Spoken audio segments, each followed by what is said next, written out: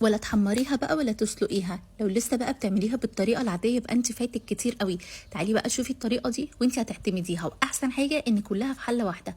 في الاول كده جبت بصلايه وطماطمايه متقطعين مكعبات صغيره، وكمان قرن فلفل رومي، ولو بتحبي الحاجه تكون سبايسي ممكن تحطي فلفل حامي.